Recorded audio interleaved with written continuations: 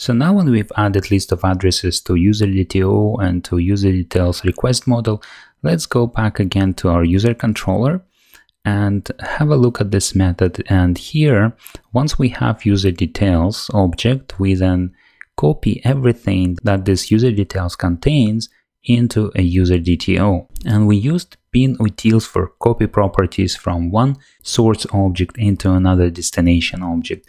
And the thing is that bin utils is a good API to use, but it does kind of shallow object mapping. It doesn't do a good job when working with the objects that contain another objects and figuring out their data types. So in this video, I'll introduce you to another way of mapping objects, and that will be a better way. It's also as simple as bin utils. It's really a one-liner code, and it does a very good job of mapping objects that are on a much deeper level. So I'll bring my browser window, and I have here a model mapper website, modelmapper.org. And you can browse a little bit, learn about this model mapper on your own, but to get started quickly, I'll click on Get Started button. And to set up, all I need to do is to copy the dependency of this project into my POM.xml. So I'll copy the dependency and then go back to my STS and open POM.xml, switch to XML view, and I'll add it at the bottom under the Tomcat dependency here. Now let me format my code and save this.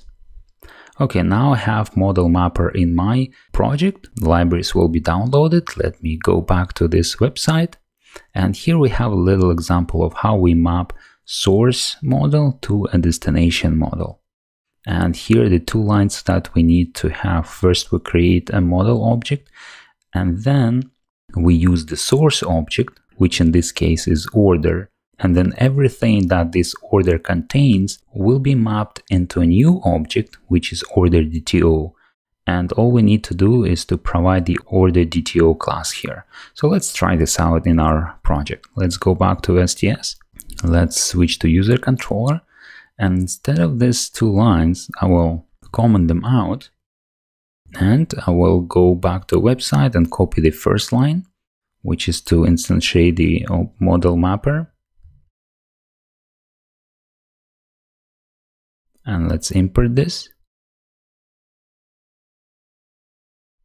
And now we need to use this model mapper to copy properties from user details into a new user DTO object. So model mapper map, source object is our user details, and the destination type is user DTO class, like this. And the return value will be user DTO object containing all the details that this user details has, like this.